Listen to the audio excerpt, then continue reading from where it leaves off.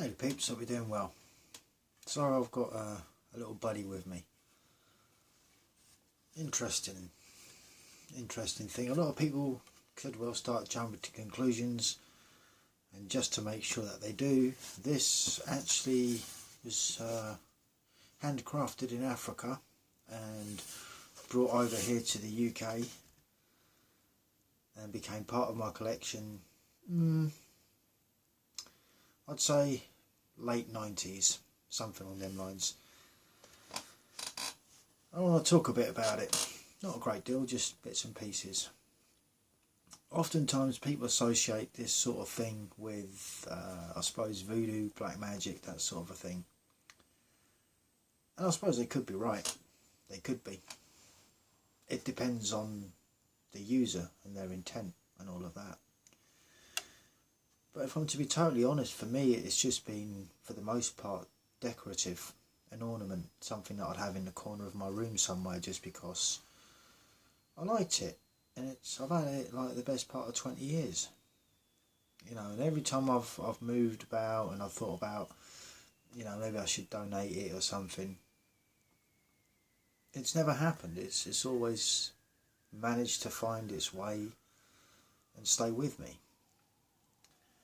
And I suppose this is the way I see it, really, is sure, like it's a carved skull placed on a stick. Just show you there, you can see it's been fitted on. This has been crafted separately and it's just been plonked on the top like a skull on a steak. Sorry, it's my sense of humour. Like what we do with our enemies. No, I'm joking. You're not allowed to do that anymore. People get well stroppy about it. They get real emotional as well, actually. I'm messing. Anyway, realistically, I mean, I see this as like the death card from the tarot. It's transformation. It's letting go of an old way of being or living, you know. So, to put it in other words, in order for you to move on, similar to the sort of dark night of the soul, I suppose, depending on how spiritual you are. I've thought about that a lot as well, actually. I think if you're not really that much of a spiritual person, going through a dark night of the soul is probably going to be somewhat pointless. You'll be really upset, have a little cry, and I dare say, like a karmic type of individual, carry on repeating the same mistakes of the past, even though, you know, you haven't learned whatever it was that you needed to learn, which caused that tower moment, that dark night of the soul. But you see, it's more to do with transformation, so like the death of the old and into the new. And this could be anything. Like it could be a new version of yourself. You know, maybe you've learned some things from past mistakes and you sort of thought, well, hang on, I've been doing this certain thing for a certain amount of time and I've always got the same results, and maybe I need to change this or that or the other. And so you go through the dark night of the soul after a tower moment, and then I suppose what you could call a moment of clarity kind of happens, and you realise that whatever it is you need to change has to change, you know.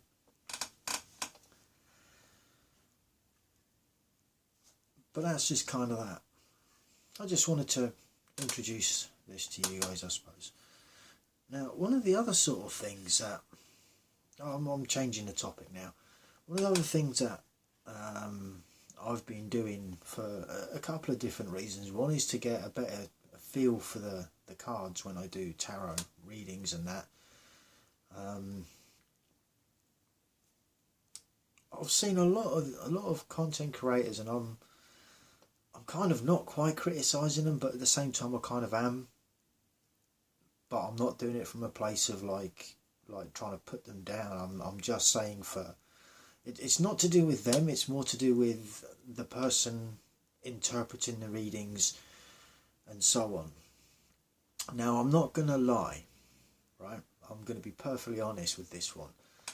There's been a lot that I have been really able to relate 100%, and these are like 5 or 6 different content creators that I've been listening to over the last sort of 2 weeks with regards the horoscopes and what's to come and this, that and the other, and I'm like, oh, okay, that's quite interesting. And it's not that they were saying stuff that then panned out, so it wasn't like that whole willpower thing where you think, you know, if you think it, it'll come to be sort of thing. It wasn't that.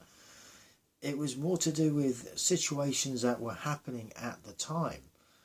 And, you know, the accuracy was actually quite spot on in some instances. But one of the things that I think is, I suppose, clickbaity, right? And I suppose it is, because at the end of the day, you know, I'm not saying that they're coming from bad intentions and they're just out to get, you know, ad revenue or something like that, or wanting you to subscribe to Patreon and check out all their other channels. I'm not criticising them for it, right? If that's what they want to do, that's you know, that's fine.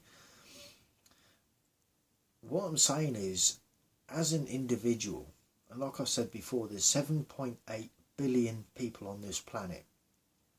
So it's not even really that much of a thing. Like, if you divide 7.8 billion by 12, you know, because there's 12 months in a year, so there's a potential of 12 different horoscopes. It's still not going to give you an accurate reading of how many particular types. And then, you know, as you start you start to micro organize that, you know, for things to actually land in a specific person's individual circumstance, and to the situation that they might be in, I think it makes it a little bit difficult. But like I say, at the same time, recently, over the last couple of weeks, some of the readings that I've been listening to for the sake of A, curiosity, and B, trying to get a feel for the cards and how other people do it, and, you know, all of that, just so I can improve on my skills, as it were. I think sometimes it can kind of lead you down the garden path, and I'm not saying that the content creators are doing that on purpose. But again, there are many different readers out there, and they do it for different reasons. But I'm seeing a lot of this, some of the situations which a lot of people will be able to relate to at the moment, especially if, like, you're going through breakups. I mean, let's be real. Most of the time when people, and I would say a lot of the time, maybe it's a guy thing for the most part, maybe not. But I'll tell you, I'll relate it to me, right? I'll relate it to me, just so it's fair, right? And I've said this before anyway. Like, when a relationship for me has come to an end, and it's like, I want to seek answers, because you know that moment of you didn't see it coming, you didn't think there was anything wrong, and then all of a sudden they're not happy, they want to go and do this, that and the third, and find themselves and whatever other wacky woo-woo reasons they can think of in order to just not be in that relationship with you. In particular, where you're not getting any sort of form of information back, right? So you sat there kind of like second guessing yourself, you know, did they find someone else? Did they just, you know, am I that bad of a person? Or what didn't I do this time, right? So for me, because it's generally been hidden, right? Whereas they haven't actually, or maybe they did tell me of the problems and maybe I just wasn't listening, or I just didn't know how to listen properly, which I think a lot of guys don't know how to do. You know, sometimes when women are complaining at us, as it were, we see it as complaining and nagging, but they're actually telling us that they're unhappy about a situation. And being guys, a lot of the time, well, we just want to, you know, put our shiny armour back on and go out and battle whatever this dragon is that we need to go and destroy because Boo Boo's not happy, right? And a lot of the time they don't want us to do that anyway. Most of the time they just want us to listen. But we just get the wrong end of the stick because, you know, and again, that's assuming that everything is like legit and there's no foul play going on, there's no third party interference or something like that, right? I'm just saying. So yeah, we find ourselves at a bit of a loss, or I've found myself at a bit of a loss, and so I'll end up looking in towards, I suppose, the divine, like tarot and, you know, all of this, just to try and get answers. And, you know, I won't deny it, a lot of the time it's giving me the answers straight away. And it's, you know, like I said, that thing of when you're not happy about the truth, all of a sudden the truth is a problem, and so you go looking for more answers even though you've already been told, right? Because it's like, no, it's not that. That would never happen. It's like, blatantly did, blatantly has, blatantly is happening. You know, it's time to deal with that shit, you know. But realistically, a lot of the time, we don't, you know, we don't get it and we don't understand it. But then, like I say, the other ones that have been sort of coming out, and I was seeing quite a bit in the comment section, and it's that usual thing of, oh, but I love them so much. Oh, but this, oh, but that, and there's been third party involved. And I'm sat there and I'm thinking to myself, like, you know, regardless of male or female leaving comments on these particular videos, I'm sort of thinking to myself, why would you take an ex back? It didn't work in the first place. Right, and if it is a case of there was a third party involvement, it's like, do you have that much little self-respect that you are willing to let someone break that bond? That honesty, loyalty, trust, to betray all of that, you know, to metaphorically crap all over what is sacred to you, you know, holy to you, and you want to invite that person back. It's like, man, you need help. You know, it's like they've done it once. You invite that back, it's like they're going to do it again. Because they, you know, I think in very rare circumstances, very rare, you know, especially as people get older, like in sort of younger years, in maybe like, I don't know, late teens, early 20s, if it was that sort of a person doing it, you could kind of let it slide because they're still learning a bit about life and experiences and, you know, how actions make other people feel, and, you know, in terms of like relationships and stuff like that. So sort of younger generations, you kind of expect it because they're still quite inexperienced and they're still learning a lot of the time. But when they're taking that into their mid to late 20s, early 30s, you know, it's inexcusable from my perspective. It's like, no, at this point you should be old enough to know better. And, you know, people say, oh yeah, old enough to know better, young enough not to care. And it's like, well, that should say a lot about someone as well. If they're old enough to know better but young enough to care, that just tells anyone that is hearing that quote in that given circumstance or situation that they don't have respect for the people that they are in relationship with. Not necessarily romantic, but friendship as well, you know. And again, I've often said, don't listen to what people say, watch what they do. You know, like the amount of times that people have been in relationships, romantic and friendships for that matter, and you've got one person putting a lot of the effort in, making the effort, you know, taking the time out to do the travelling or putting the finances in to get the travelling done, or both, right?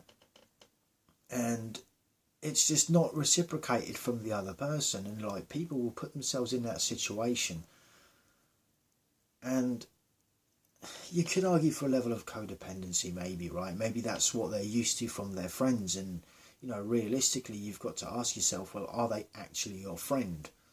You know, and again, just because someone invites you over, and you're look, if they're putting up a good host for you, then that's a different story, you know. But again, it doesn't necessarily mean that they potentially have good intentions for you, or that they value the friendship in the same way that you do, you know. And as for time-based loyalty in terms of friendships, you know, that really is a 50-50. I mean, sometimes a split decision made on a dime, you know, that can flip a friendship over in a heartbeat, you know, just like literally like that. 1 minute you're friends, the next minute it's like, yeah, yeah, no, you've crossed the line. And although we're taught forgiveness, you know, and it comes back to that thing, it's like, well, it's not that I don't forgive, right? I forgive myself a lot of the time for being involved in such situations that I've put myself in, and, you know, all of that.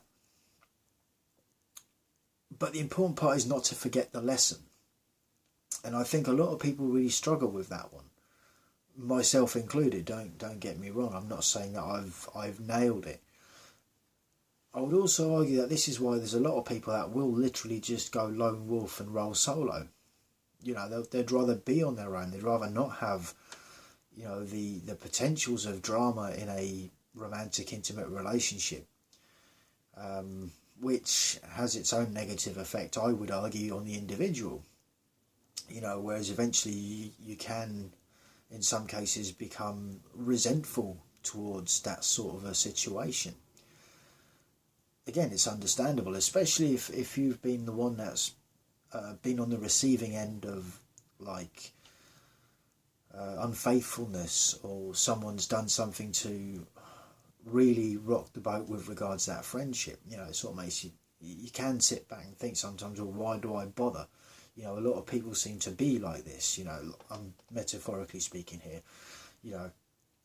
So you'll tend to have a bitter taste in your mouth about friendships and relationships anyway. And it's, I suppose, what a lot of the sort of red pill community talk about in terms of red pill rage, when you end up getting angry. And it's like, well, you got to look at why you're being angry. A lot of the time you're angry not at the other person, you're angry at yourself. You're angry at yourself for allowing yourself to be in that situation, and for having such low standards and low vibrations within yourself. And, you know, it's just that story of the frog and the scorpion. And whereas the scorpion wants to get from one side of the river to the other, and there's a frog there. And so the frog's like, you know, the scorpion says to the frog, well, can I jump on your back and you take me to the other side? And the frog's like, don't be stupid, you're a scorpion, you're going to sting me and I'm going to die. The scorpion's like, no, I won't do that. Look, if I sting you, we're both going to die. Look, just let me jump on your back and swim me across and we'll be fine. So, of course, the frog does exactly that. The scorpion jumps on the back, halfway across, boom, scorpion does the frog in. The frog drowns, the scorpion drowns. As they're drowning, the frog turns to the scorpion and says, what did you do that for? He goes, I'm a scorpion, what did you expect? You know? And it's just that. So a lot of this rage and anger that a lot of people have towards others, a lot of the time it's the disappointment within themselves for not having seen a situation more clearly. You know, because maybe they didn't listen to their own gut instincts. You know, and in some cases they weren't listening to the advice of friends and family members, or whatever the case may be. And so you end up in that situation where you do end up needing a transformation.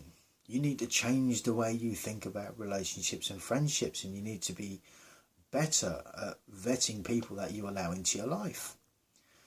But again, with that, some people are really good at wearing that mask and covering who they really are. You know, and again, you get someone that is actually empathetic and actually sympathetic, that will feel empathy and sympathy towards others, where they might recognise them as being less fortunate, should we say. When in reality, yes, they may well be less fortunate. At the same time, they're still quite, I suppose, conniving and sneaky themselves, and just like the scorpion, quite willing to sting the frog when it's halfway across the river. So, transformation is needed. You know, sometimes the letting go of that thing, like, even I used to say this, oh, everyone's cool until they prove otherwise. And I'm like, no, they're not. You know, I argued this with a friend many years ago. I said, they're not. They're not friends until they prove otherwise. They're acquaintances up until they prove their loyalty to me and their honesty to me, their respect for me. Even then, it doesn't mean that they're not going to shit on you further down the line. I'm just saying. Anyway, 1938 on the clock. Till the next one, stay cool, stay free. Peace out.